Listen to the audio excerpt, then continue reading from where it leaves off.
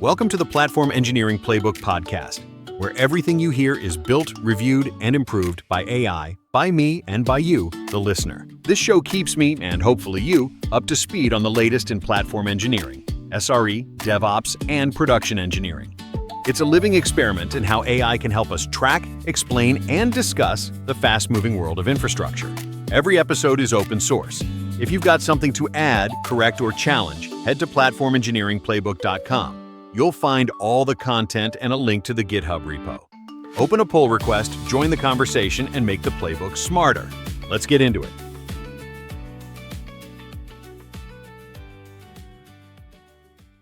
Today, we're diving into platform engineering team structures, the data-backed approaches that actually work.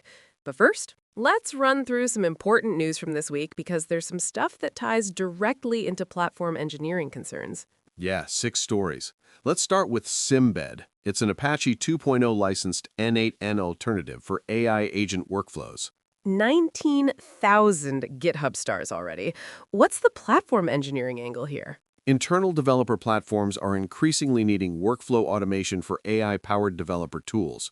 Symbed gives you a visual canvas for building AI agent workflows with Copilot integration. So if you're building an IDP that incorporates AI assistance, this is worth watching. Next one's a security nightmare. Docker Hub credential leak. 10,456 container images leaking secrets across 101 companies, 4,000 AI API keys exposed, OpenAI, Hugging Face, Anthropic. And this is a shadow IT problem, right? Exactly. Individual developer Docker accounts outside corporate governance. The platform engineering lesson here is centralized secrets management and scanning across the entire software development lifecycle isn't optional anymore. It's mandatory. Third story, Meta replacing SE Linux with eBPF? Yeah, this is huge.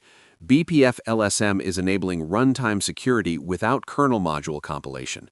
The quote that stood out to me, just the way IP tables was replaced by eBPF rules engine, BPF-LSM could replace AppArmor and SE Linux. What does that mean for platform teams? You can now provide security policies that attach and remove on the fly instead of rigid kernel modules, much more flexible. Fourth, Litestream VFS. This is elegant.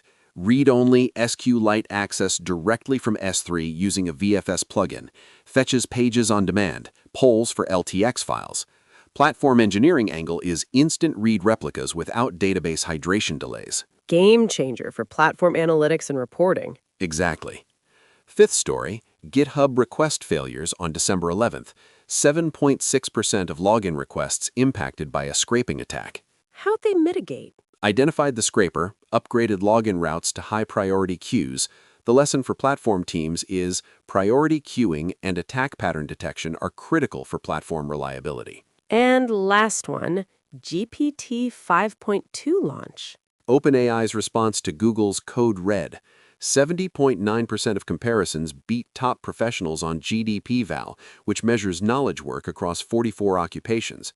55.6% on SWE Bench Pro, 80% on SWE Bench Verified. Platform engineering implication? AI coding assistants are now capable enough to be platform-provided developer tools, not just individual experiments. You should be thinking about how to integrate these into your IDP. All right, now let's get into our main topic, platform engineering team structures. 90% of organizations now have platform teams, according to the 2025 DORA report. But there's a dirty secret here. Oh, I know where this is going. Most of them just renamed their ops team and called it platform engineering. Exactly. Paula Kennedy from Syntasso put it perfectly. She's seen teams simply being renamed from operations or infrastructure teams to platform engineering teams with very little change or benefit to the organization. And that's the setup for disaster, right? Because platform teams aren't ops teams. They're product teams building tools for internal customers. Completely different roles, different structure, different mindset. So let's get into what actually works, because the data shows when you do this right, you get an 8% individual productivity boost and a 10% team productivity boost. Those are DORA numbers.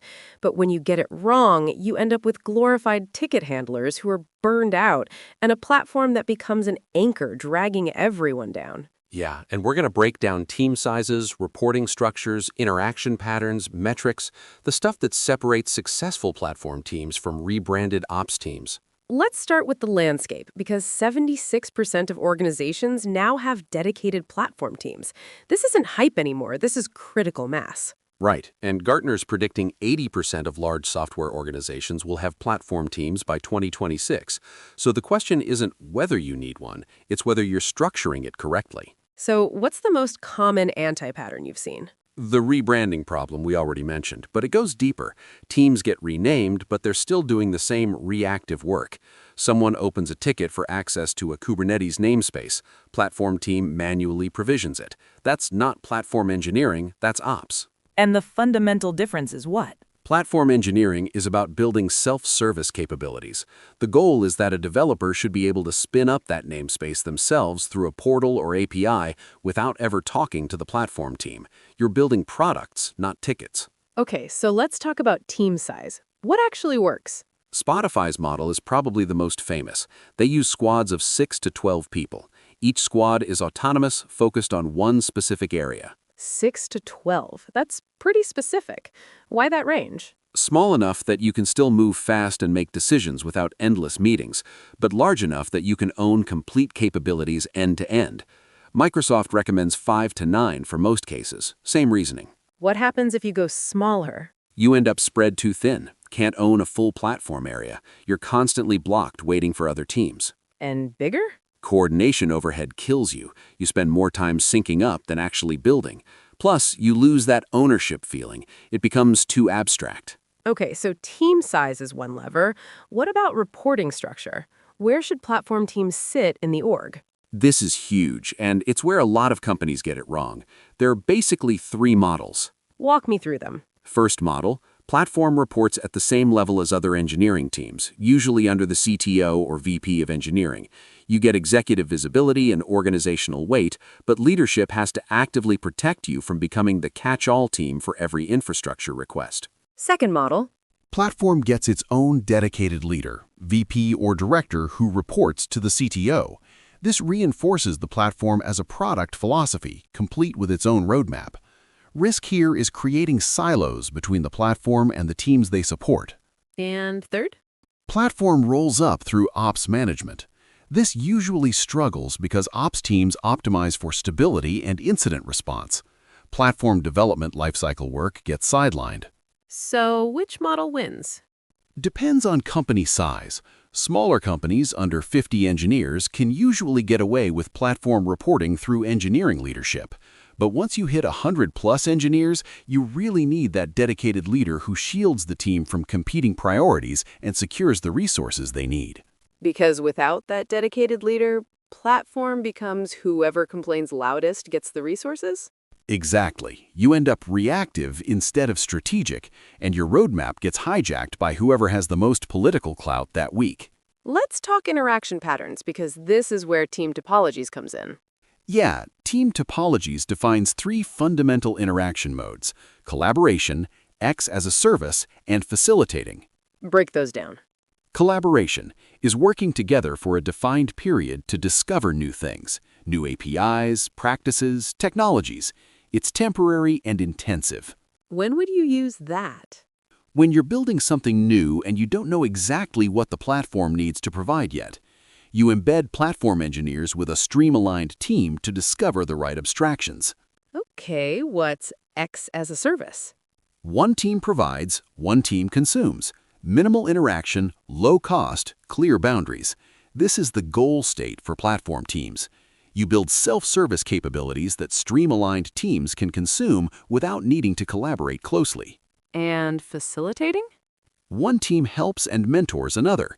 It's temporary, focused on removing obstacles. So a platform team might facilitate a stream-aligned team learning how to use a new capability. So the journey is collaboration while you're building, then transition to X as a service when it's mature. Exactly. But here's the trap. A lot of teams think X as a service just means create an API. They build something without listening to customer needs and adopt a build it and they will come philosophy. Which fails spectacularly. Right. True X as a service emerges from consumer teams' needs. You need to treat internal services as products, complete with user research, clear documentation, evolution based on feedback. NAV, the Norwegian Welfare Administration, they're doing this well. Yeah, NAV uses interaction modes explicitly. They aim for X as a service as the default, but use collaboration modes when developing new platform capabilities. It keeps them customer-focused. Okay, so we've got size, reporting structure, interaction patterns. How do you measure if it's actually working? This is critical because you can't just measure feature velocity. You need to track developer happiness, platform adoption, and impact on stream-aligned teams. What metrics specifically? Developer happiness first. Surveys, sentiment around tooling. Netflix does this really well. They focus on qualitative metrics. What else? Platform adoption rate. If your self-service rate isn't above 90%, something's wrong. New developers should be able to onboard within a week without manual intervention. And DORA metrics for the teams using the platform? Exactly. Are the stream-aligned teams improving their deployment frequency, change lead time, change failure rate? If the platform isn't making their DORA metrics better, what's the point? Mean time to resolution for platform issues? Yeah, that's your platform reliability metric. Low MTTR means your platform is resilient and can quickly recover. This is interesting because it flips the typical thinking. You're not measuring the platform team's output, you're measuring their customers' outcomes. That's the product mindset. Your success is your customer's success. If developers aren't more productive, you're not successful. Let's talk about what this looks like at different company stages, because a startup with 30 engineers doesn't need the same structure as Netflix. Right. So startup, under 50 engineers, platform reports to VP of engineering, 2 to 4 people, tight collaboration mode with product teams. Growth stage? 50 to 200 engineers. You need a dedicated platform lead now, 6 to 9 people. You're transitioning from collaboration to X as a service, building your first real self-service portals. And at scale? 200 plus engineers. This is where you need a platform VP and multiple squads of 6 to 12 people each. Federated model like Spotify's Backstage. Spotify's rule of thumb is if you have more than 200 engineers or microservices, Backstage can restore order to your growing chaos. Netflix adopted Backstage, right? They did. Built a federated platform console to unify their engineering experience. The loose coupling between front-end and back-end let them integrate existing solutions. What about anti-patterns to avoid? We talked about the rebranding problem. What else? Underinvestment after launch. Building a platform isn't a project, it's a long-term strategy. If you create an IDP and then disband the team or put it on hold, it limits performance for all users. That's worse than not creating a platform in the first place. The platform becomes an anchor. Exactly. Another one, the skill concentration trap. You move all your most experienced engineers to the platform team, and suddenly the stream-aligned teams lose the knowledge they need to run their software. That creates dependencies instead of reducing them. Right. You want to enable teams, not make them dependent on a central team for everything. What about the field of dreams anti-pattern? Building it without knowing if developers will actually use it. You need to validate demand before you build. Otherwise, you end up with a platform for a greenfield project that doesn't help teams with their existing production software. And Magpie platforms? Focusing on shiny new technologies instead of solving problems developers face with existing systems. It's technology-driven instead of problem-driven. So let's synthesize this. What are the 3 key elements for successful platform teams? Right. Size, 6 to 12 people, small enough to ownership. Right reporting, dedicated leader who shields from competing priorities, and at 100+ engineers, you need a separate org. And right interaction patterns, collaboration to X as a service evolution, not build and they will come. And the decision framework by company stage? Under 50 engineers, platform reports to VP engineering, 2 to 4 people, tight collaboration. 50 to 200, dedicated platform lead, 6 to 9 people, transitioning to self-service. 200 plus, platform VP, multiple squads, federated model. What are the success signals? How do you know you got it right? Platform teams act as connective tissue, not a silo. Developers choose to use the platform, they're not forced, and there's continuous improvement based on feedback. And if your self-service rate is below 80% or developer happiness is dropping, Your structure isn't working. You need to revisit team size, reporting, or interaction patterns. one more thing, the platform as product mindset. This keeps coming up. It's foundational. Andreas Grobner said it best. If you build something without knowing your target audience and how you can help them, you build something that will not be impacting engineering efficiency at all. So intimately understand your users and their pain points. Exactly. Platform architects should be doing user research, tracking metrics, iterating based on feedback, just like any product team. All right, practical takeaway. If you're a platform engineering leader listening to this, what's the first thing you should do Monday morning? Check your self-service rate and developer happiness metrics. If you don't have them, start measuring. And if your self-service rate is below 90%, you need to figure out why. Are people not aware of the platform capabilities? Is the documentation bad? Is the platform solving the wrong problems? And if you're at a company that doesn't have a platform team yet, but you're thinking about starting one, Get the reporting structure right from day one. Make sure the platform has a dedicated leader who can shield the team from becoming a ticket handler. And start small, 2 to 4 people focused on one high-impact capability. Prove value before you scale. the fundamentals remain constant. Right size, right reporting, right interaction patterns. Measure customer outcomes, not your output. Treat it as a product, not a project. And avoid the rebranding trap. Changing the team name doesn't change the work. You need different roles, different structure, different mindset. Good stuff. That's it for today.